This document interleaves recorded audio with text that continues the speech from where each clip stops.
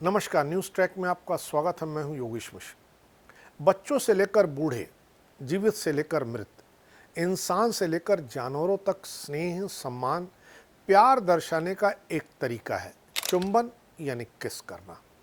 चुंबन की शुरुआत कब से और कहां से हुई यह निश्चित नहीं है, लेकिन ऐसा माना जाता है कि भारतीय वैदिक ग्रंथों में चुंबन का उल्लेख है। वात्स्यायन ने अपने काम सूत्र में भी इसका जिक्र किया है। चुंबन अश्लील है, अपमानजनक है, ऐसा मानने का कोई कारण भी नहीं है। चुंबन गालों, होठों, हाथों, मस्तक पर होठों को छुआकर किया जाता है। लेकिन यदि कोई बहुत दूर है तो किसी मित्र या परिजन को हवा के माध्यम से चुंबन दे सकता है और वह समझ जाएगा कि आप प्यार भेज रहे हैं। इसे फ्लाइंग किस कहते हैं। द हिस्ट्री ऑफ किस पुस्तक में मार्शल डेनेसी लिखते हैं कि हवा में चुंबन देने की प्रथा की शुरुआत मेसोपोटामिया में देवताओं की कृपा प्राप्त करने के एक साधन के रूप में हुई थी। पर कुछ तथ्य यह भी बताते हैं कि हवा के माध्यम से चुंबन देने की शुरुआत शायद 1600 के दशक के बाद तक नहीं हुई थी। हवा में चुंबन यानी ब्लोइंग किस अंग्रेजी भाषी दुनिया में बहुत प्रचलित और लोकप्रिय है। पहले कभी इसे थ्रोइंग किस के नाम से भी जाना जाता था। पश्चिमी संस्कृतियों में प्रतीकात्मक चुंबन अक्सर होता है। एक चुंबन को उंगलियों के पोरों को चूमकर और फिर उन्हें प्राप्तकर्ता की दिशा में इंगित करके फूंक मारकर दूसरे को उड़ाया जा सकता है। इसका उपयोग स्नेह व्यक्त करने के लिए किया जाता है। आमतौर पर अलग होने पर या जब साथी शारीरिक रूप से दूर होते हैं लेकिन एक दूसरे को देख सकते हैं, तब इस तरह के चुंबन का चलन है। उड़ाए गए चुंबन का उपयोग तब भी किया जाता है जब कोई व्यक्ति बड़ी भीड़ या दर्शकों को स्नेह व्यक्त करना चाहता है।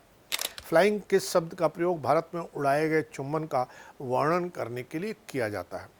इंडोनेशिया और मलेशिया में सम्मानजनक अभिवादन के पारंपरिक रूप में किसी बुजुर्ग के हाथ को चूमना आम बात है। फिलीपींस में बड़े रिश्तेदार परंपरागत रूप से इसी तरह छोटे रिश्तेदारों के गाल चूमते हैं।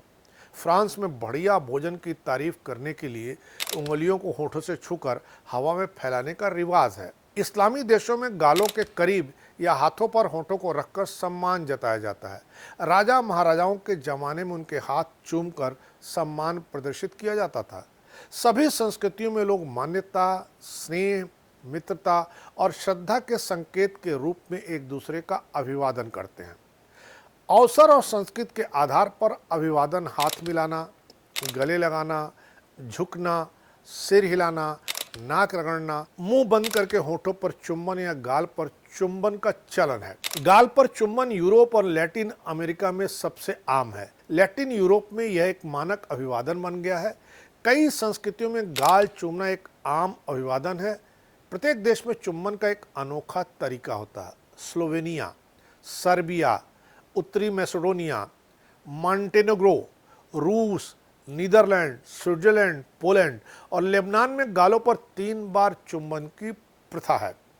इटालियन, क्रोशियाई और हंगेरियन आमतौर पर अभिवादन में 2 बार चुंबन करते हैं। मैक्सिको और बेल्जियम में केवल एक चुंबन काफ़ी होता है। इक्वाडोर में महिलाएं केवल दाहिने गाल पर चुंबन करती हैं। ओमान में पुरुषों के लिए हाथ मिलाने के बाद नाक चूमना सामान्य है। भारत में यह प्रेम रस का गहरा प्रतीक है। रोम में सामाजिक दाम्पत्य और कामुक 3 अलग स्तरों पर है। यूरोप में यह राजनीति और अनुबंध का हिस्सा भी बना। इनुइट और पैसिफिक समाजों में यह सांस और गंध साझा करने का माध्यम रहा। जापान में यह अपेक्षाकृत आधुनिक है और पश्चिमी प्रभाव का परिणाम है। चुंबन में ऑक्सीटोसिन नामक हार्मोन बढ़ता है जो बंधन यानी अटैचमेंट, विश्वास और सामाजिक स्नेह को बढ़ाता है। इसके साथ कार्टिसोल जैसे तनाव हार्मोन घट सकते हैं। यह भावनात्मक सुकून व तनाव कम करने में सहायक हो सकता है। इस बार इतना ही। अगली बार फिर मिलेंगे किसी नए सवाल पर नए ढंग से बात करने के लिए। तब तक के लिए नमस्कार।